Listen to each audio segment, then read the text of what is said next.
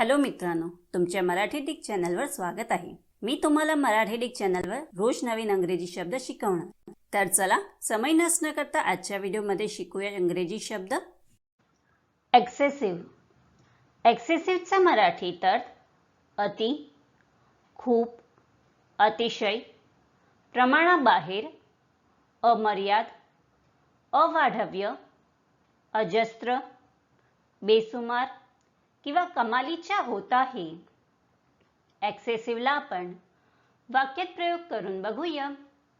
पहिला वाक्य आहे, the prices at this hotel are excessive.